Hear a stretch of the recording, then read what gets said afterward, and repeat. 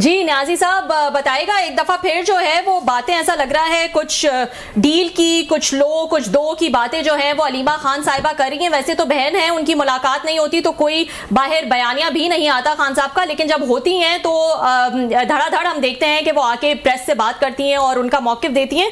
तो वो तो कहती हैं कुछ लो कुछ दो की बात उन्होंने की है कल। कैसे देख रहे हैं आप इसको? ये बड़े गाक किस्म के हमारे एनालिस्ट बैठे हैं, डॉक्टर साहब गहरी नजर रखते हैं और मीडिया में मेरे ख्याल में एक बड़ा नाम है। एक वो कहते हैं ना जी कि पूरी एक आपने सुना होगा एक पोर्टेबल कोड कि सियासत के बारे में प्रिडिक्ट करना मुश्किल होता है। अगर इसमें एक लफ्ज और ऐड कर दें कि पाकिस्तानी सियासत के बारे में तो प्रिडिक्ट करना नामुमकिन है और किसी भी कोई अनहोनी हो सकती है। और फिर थोड़ा सा मजीद इसी तरमीम करें और अगर उस पाकिस्तानी सियासत में पीटीआई का फैक्टर भी अंदर डाल दिया जाए जी, तो मेरा ख्याल है फिर नजूमी जो है या जो जायजा निकालने वाले हैं वो भी चकरा जाते होंगे कि इसको कैसे प्रेडिक्ट किया जाए। हाँ बिल्कुल। तो मैं तो खैर इस बात में बड़ा मेरी एक जो अकीदे के तौर पे यकीन रखता हूँ कि पीटीआई जो है वो हमेशा से मुलाकात कर रही है। अच्छा। अब उसके साथ एक और बात भी साथ अटैच कर दे, मुलाकात के लिए जो अक्ल चाहिए, जो दानिश चाहिए, जो हिकमत अमली चाहिए, पीटीआई उससे मुकम्मल तौर पर बांझ है, वो उसके करीब से ही निपटती। मैं आपके प्रोग्राम में एक दो दफा पहले भी कह चुका हूँ, बल्कि शायद कई दफा कह चुका हूँ कि पीटीआई के पास सियासत जो है उसकी अक्ल दानिश उनके लीडर की हद तक तो 0/0 है। बाकी जगहों पे होगी तो बड़ी को मामूली होगी जो और उसका असंदाज भी नहीं हो सकती कि लीडर साहब जो है वो कोशिश ये करते हैं कि अकल है या नहीं है, सियासी हिकमत अमली बना पाता हूँ नहीं बना पाता हूँ, लेकिन उसका इस्तेमाल जरूर करते हैं और कुछ लोग करते रहते हैं। अब 2-3 बातें जो है वो ध्यान में रखें कि फैज हमीद साहब जो है वो इस वक्त तक तहवील में है और उनको एक साल हो गया है। ये कोई पाकिस्तान की दीवानी अदालत का मुकदमा नहीं है, ये कोई डिफेमेशन लॉ नहीं है कुछ साल 2 साल लगे। मिलिट्री ट्रायल जो है, कौन सा मिलिट्री ट्रायल जो 2 दिन से ज्यादा लेता है और फिर एक जनरल को पकड़ते हैं तो मेरा ख्याल में कोई उसके अंदर 100% उनको क्या बिल्कुल सब कुछ पता होता है। अब जब तक उनका केस के आउटकम सामने नहीं आते तो मैं हमेशा ये समझती हूँ कि इमरान खान साहब के एस्टेब्लिशमेंट के साथ मुज़ाकरात चल रहे हैं। जिस दिन ये मुज़ाकरात खत्म हो जाएंगे और उनको कोई सिरपरा नहीं होगा तो उसी दिन आप भी शर्त निकालेंगे फैज हमीद साहब का केस सामने जो है उनके नताइज सामने आ जाएंगे। उनको जो सजा मिली है वो नहीं मिल जाएगी, उसके साथ जो लोग शरीक जुर्म रहे हैं फिर उनके साथ क्या कुछ होता है अल्लाह ताला रहम करे, क्योंकि इस तरह के सूरत हाल जो है तो जो मेरे तस्वर में है मैं नहीं वो उसको जो है सामने लाना चाहता हूँ। अल्लाह ताला इससे हमारे महफूज रखे, उससे पहले मामला हो जाए। एक बात ये है। दूसरी बात ये है जी कि तहरीक इंसाफ के अंदर जब इमरान खान साहब ने अली मीन गंडापुर को बनाया और जब इमरान खान साहब ने घोष साहब को बनाया, जब उमर जूब साहब को बनाया, जब वकास अकरम साहब को बनाया, बैरिस्टर साहब साहब को बनाया, तो किसने बनाया? ये उहदे बड़े बड़े उहदे और भी मैं बेशुमार नाम ले सकूं, इसलिए कि ये लोग जो थे ये एस्टेब्लिशमेंट की दस्तरस में थे, एस्टेब्लिशमेंट इनके जो है दस्तरस में थी। आजम स्वाति साहब ने कुरान पे हाथ रख के कहा कि जी मैं इमरान खान साहब की इजाजत से जो है मुलाकात कर रहा था और वो टीम जो है कभी मायूस मैंने नहीं देखी। थोड़ी सी उनमें फ्रस्ट्रेशन जरूर आई है जब तहरीक इंसाफ के कुछ लोग जो कि यूट्यूबर है जिनका रोजगार, जिनका रिज़्क, जिनका डॉलर जो है वो इमरान खान साहब की जेल के साथ वाबस्ता है, वो फौज को गाली देने से वाबस्ता है, तो उन्होंने इन सारे लोगों को आड़े हाथों लिया, इनकी सुक्की की और इनकी बेहुरमती की, सारे लोगों की बेतौकीरी की। अब ये बात ध्यान में रखें कि इमरान खान साहब ने जब इनको बनाया और आज तक उनके साथ खड़े हैं तो इसका मतलब है कि वो मुलाकात करने में सीरियस हैं। तीसरी बात यह है कि हमारे सामने इसकी साइटेशन भी है। वो साइटेशन ये है कि इमरान खान साहब ने जब 10 अप्रैल 2022 को इख्तियार से अलहदा हुए तो किस तमतराक से और किस करोफर के साथ उन्होंने आड़े हाथों लिया फौज को, मीर जाफर, मीर सादिक, गद्दार, जानवर जो उनके मुंह में आया। मेरा ख्याल है कि इतना सख्त लफ्ज़ के बारे में भुट्टो साहब ने शायद एक दफा इस्तेमाल किया हो, लेकिन मैं कभी किसी ने तस्वर भी नहीं था कि कोई सियासतदान जो है इस तरह इस्तेमाल करेगा। और फिर हमने देखा कि सितंबर में एकदम पता चलता है कि इमरान खान साहब जो है बाजवा साहब से 3 मुलाकातें करते हैं। 2 तो उन्होंने खुद भी बता दिया, उससे एग्री कर गए। तीसरी के बारे में सुनीद है। ये मुलाकातें जो थी इसके बारे में मेरे पास बहुत तफसील है, लेकिन हमारा प्रोग्राम जो है वो हमारा मौजूद नहीं है। उसके अंदर हमारा मौजूद ये कि बाजवा साहब इमरान खान साहब मुलाकातों के बाद उसी बाजवा को जो गालियां दे रहे थे, उन्होंने कहा कि मैं बाजवा साहब को तौसीए मुलाजमत देता हूँ। अब जनरल नदीम अंजम DGI ने 27 अक्टूबर 2022 की प्रेस कॉन्फ्रेंस में कहा कि वो इंडेफिनेट पीरियड के लिए तौसीए देना चाहते थे बाजवा साहब को, इंडेफिनेट। ये भी बाजवा साहब तो आर्मी चीफ है, और उन्होंने 27 अक्टूबर 2000 जब एक DGI SBR की और DGI की एक मुश्तरका प्रेस कॉन्फ्रेंस हुई थी। अब मुझे बताएं कि सारी चीजों में कौन सी चीज है जिसमें जो है ये बात साबित करने में आपको कोई दिक्कत होगी, मुश्किल होगी। इमरान खान साहब जो है वो मुफाहमत के लिए पूरी तरीके से तन मन धन लगाते। बैकग्राउंड क्या था मुझे सारा पता है, वो फिर कभी क्लास साहब का टाइम होगा उनका वजू और बताऊंगा।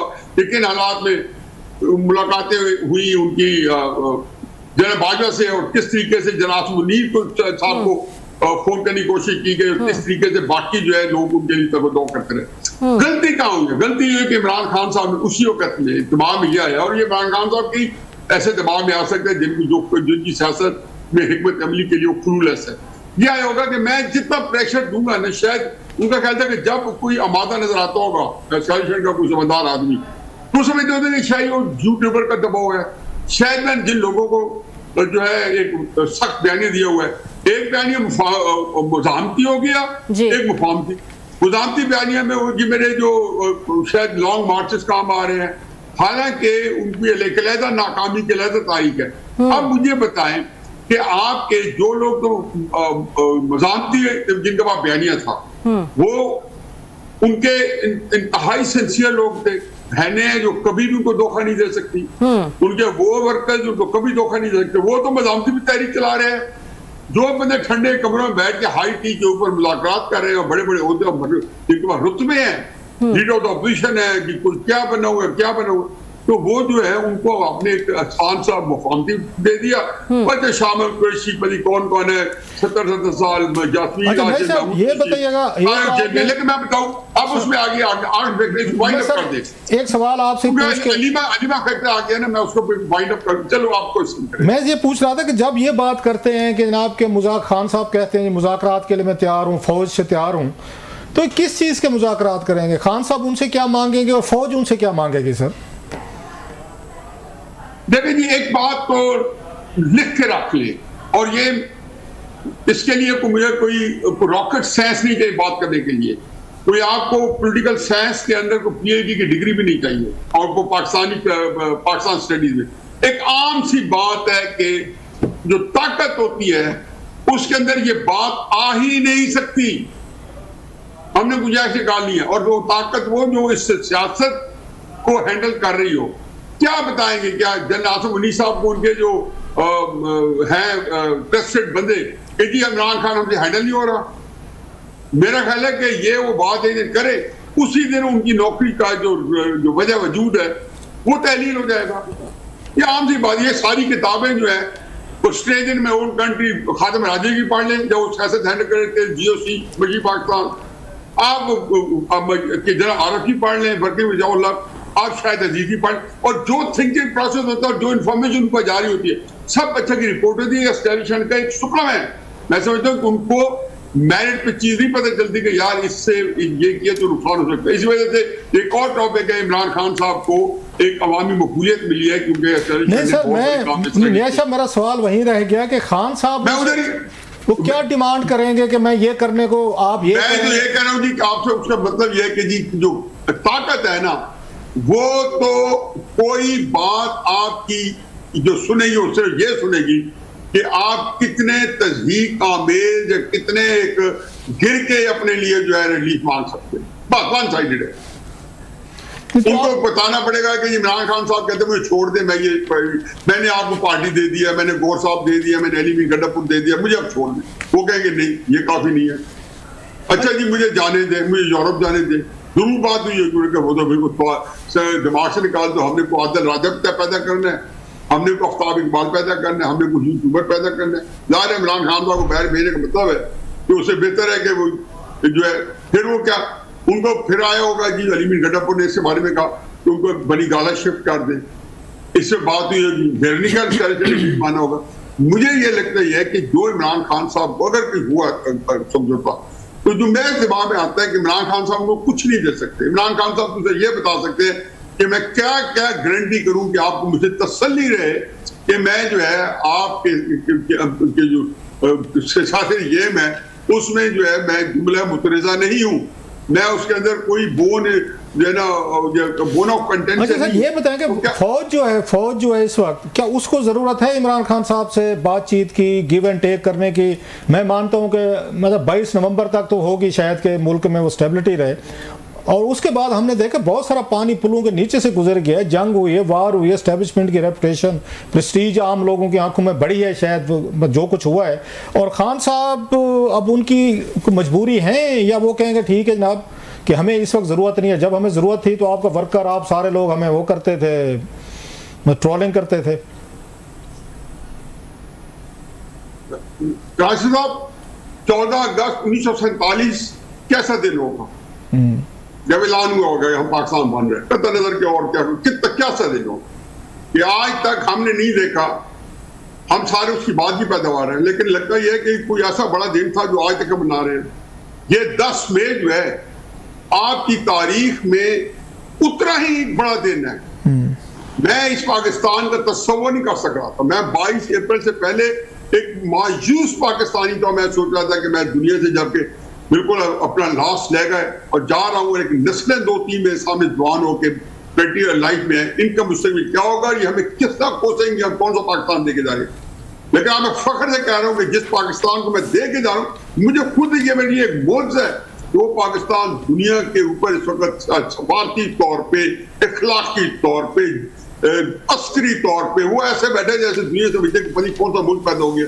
बड़े बड़े तय खैर लंबी उसके बारे में जो एक फेरी टेल्स बताई जा रही है दुनिया में। और मुझे गैर मुल्की जो हमारे दोस्त हैं और खुद अरब मुल्कों से उनके फोन आए, वो कहते हैं यार ये वाकई पाकिस्तान इतना बड़ा मुल्क है कि हिंदुस्तान उसके सामने उसने आपको उसको एक जो है बिल्कुल जमीन बोझ करके रख दिया। अब क्राइसिस ये है कि 10 मई के बाद है पाकिस्तान में। इमरान खान साहब को ये तो पता होना चाहिए। अब उनको बताया क्या जाता है जेल में, वो जी आप फिक्र ना करें जी, वो ये बिल्कुल ठीक है जी, आपके बेटों ने के इंटरव्यू का बड़ा इम्पैक्ट पड़ेगा जी, उन्होंने इंटरव्यू दे दिया जी, कुछ अर्से बाद खत्म हो जाएगा जी, लोग अंदर से नहीं मान रहे जी। तो ये वो बातें हैं जो इमरान खान साहब के लिए डेट्रीमेंटल है, काउंटर प्रोडक्टिव है। अब इमरान खान साहब दे भी कुछ नहीं सकते, माहौल भी ऐसा है कि जिसके अंदर इसका एक ही हीरो है और उसी का देखा जा रहा है कि जी उसके साथ फिल्म का आखिरी एंड देखा जा रहा है कि आखिर में वो ताज भी कब बैठता है। उनका नाम है general field marshal Asim Munir साहब। अब इस माहौल में जबकि उनको पीछे पता है कि जी 5 अगस्त 2023 से जब से गिरफ्तार हुए आज तक किसी के कान पे जू नहीं रेंगी, इससे ज्यादा सख्त मरले आए। 8 फरवरी का दिन आया जब लगता था कि तहरीक इंसाफ जो है वो ओमनी पोटेंट है, ओमनी प्रेजेंट है, 400 तहरीक इंसाफ है।